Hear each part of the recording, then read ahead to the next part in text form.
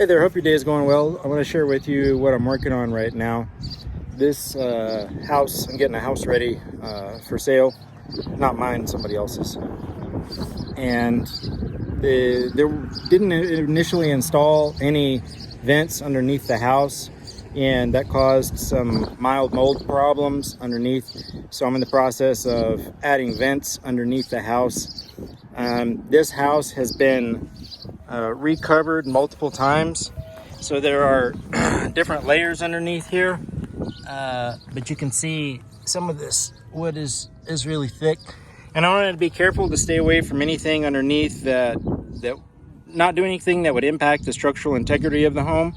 But with there being a mold problem, if a house became uninhabitable by humans, that would be a very bad situation. So this is a compromise. And so I cut these in here. You can't see it right now, but there's this is the one of the reasons why this is so thick. This is the frame right here, and then this is wood siding that I guess was initially when they first built the house, and then someone added stucco at a later date, and then at another later date, this is insulation right here, someone added metal siding. This is not aluminum, it's metal, it's ferrous metal, because there's some areas that have rust. And I'll show you some interesting music. On this side, I've got there's a concrete corner support back here, so I'm staying away from that, and pretty much staying away from the corners if there's any type of support stuff back there. So we got this guy right here, this guy right here, and then another one right here. And it's pretty deep back there as far as what kind of blade you need to reach back there. Currently I'm using a DeWalt 60 volt reciprocating saw. I was doing it with the 20 volt before. It wasn't choking, but it kind of felt like maybe I was gonna hurt it, being too hard on it. So the 60 volt seems to handle it no problem. And that's just some of the stuff that you're gonna get through. And there's nails and stuff like that in there. And when I cut in here, I use a 1-inch, it's called a Ship Arbor, A-R-B-O-R, I think. And I drill a 1-inch hole right here, and then a 1-inch hole right here, 1-inch hole all the way back right here, all the way back right here. And then I get a 12-inch reciprocating saw blade and cut this way. It's harder to cut with the grain than it is against the grain. And if you use the wrong type of blade, I'm not endorsing any blades or mentioning any brand names, but I'll tell you, I would encourage you to try different blade styles from different manufacturers that are designed for wood and nails, because the cutting speed of one over another can sometimes be huge, and it takes a lot of force even with a good cutting blade to cut through this much wood this thick. So if you have the wrong one, it'll just start smoking. Even when it's brand new, it'll start smoking. It'll smell like burning wood because it's creating so much friction. It's not cutting. But if you use the right blade, it will cut through it, and it'll cut through the nails and everything else. But expect to go through some blades, because that's a big ask for the recip blades that I've tried. And I've tried different brands. I've tried the carbon, whatever, carbide tip, and different things. But here's what they look like when they're done. Now, I will say, this is a soffit vent right here. Now, the reason why I went with this, I would have liked to have used a louvered vent that is built for crawl spaces, but since this is a retrofit and vents were not originally installed when they did this, I had very little room between here and here. And these are 6 by 16 on the outside, so my hole underneath on the back side is 5 by 15, so you can feel the cool air coming out. It works. But this is a really windy part of the country, so it does well here, but these are still breathing really well. I can feel the cool air coming out. But a lot of the louvered ones, they're coming in at like 9 by 16, right? So that would have put me up into basically the floor. And when I say the floor, I'm talking about the inside of the house. Like if you drill a hole right here, sorry I keep blocking the camera. If you drill a hole right here, it's going to be coming through the baseboard inside the house. And I wanted to stay obviously below the floor and then above the foundation, or not the foundation, but the frame board that is level right here. So there was a real small gap between the floor and that framing right there. And so I just wanted to hit that gap because I didn't want to do anything to the structural integrity of the house. But here's one installed, and I've sealed around it with silicone. I seal, when I install these, I put silicone on the backside, around on the trim itself, and then when I put this up on it, it squishes up against the silicone. And typically when I do a good job, there's enough silicone up there that if I put it up there and let go before I put the screws in, the vent would just stay up there because I use that much silicone around the edge. And then I screw it in, and some of it squishes out along the edges here, and then I go back a second time and I push it forward and do the silicone on the outside of this again another time. And again, ideally, in an ideal world, which I have yet to find, this would be a 9 by 16 automatic, temperature sensitive, louvered system that opens in the summer and closes in the winter, easily replaceable.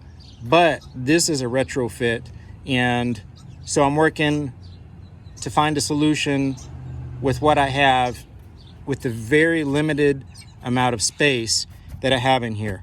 And if I had even less space, and if I couldn't put a 5-inch hole in there, I would have put an even more narrow one that probably would have been maybe a little bit longer. But this was the compromise. And so you can see here, these are aluminum, and I like the way the aluminum looks. But if somebody wanted to take them off and paint them, they could do that. And each one of these holes is just like, very similar to the other holes that I showed you on the other side of the house. They're deep, they take a lot of work, and mainly it's just a lot of labor. But even more labor than this was me crawling underneath the house. The house was completely sealed on the inside, so I had to make a hole in the floor, and now it's a nice finished hole. And if I might show you that in another video. But now it's a nice finished hole, has nice trim around it. But this house didn't even have it. It was all sealed off. I don't know why. At some point, somebody moved into this house and they needed a wheelchair accessible house.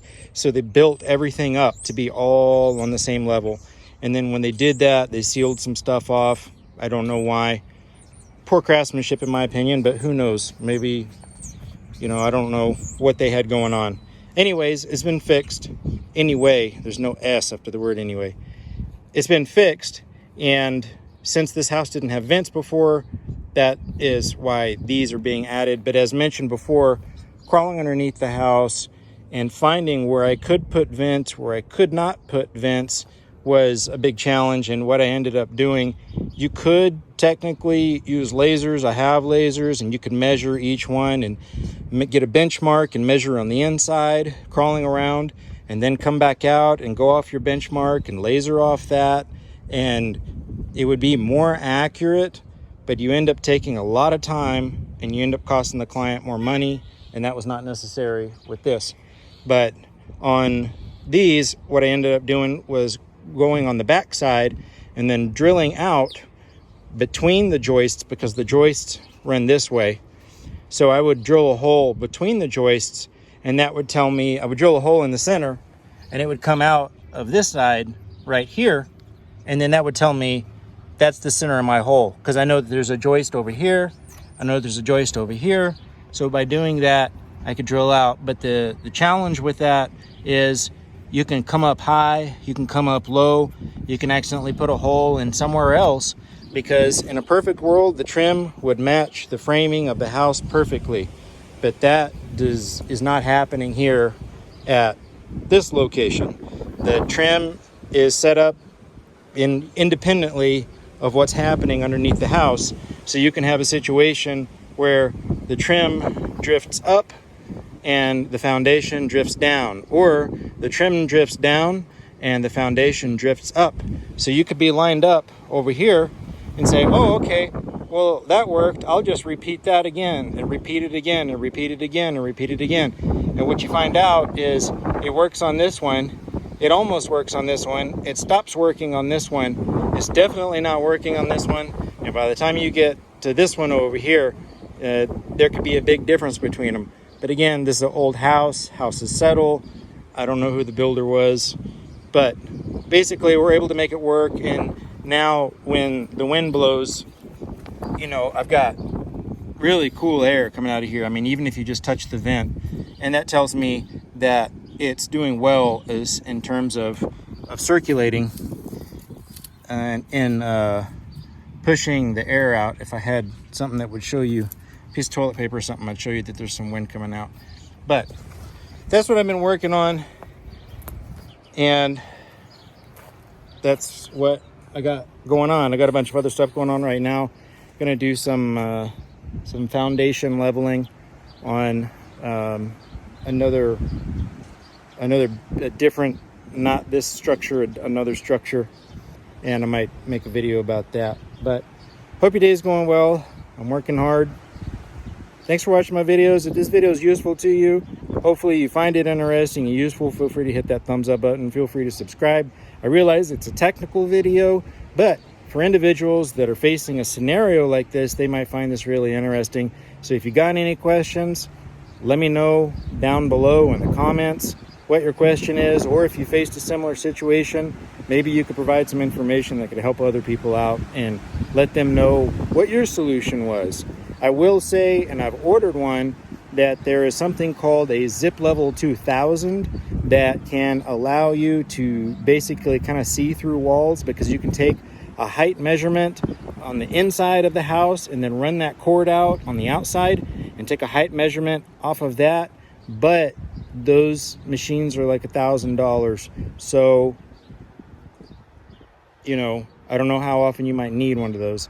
Since I'm doing stuff like this professionally, hopefully it'll pay for itself. But if you don't have one of those, if you don't have $1,000 zip level, that's what it's called, Zip Level 2000 Pro. It's got a 75-foot cord and a 100-foot cord, and I might make a video on one of those.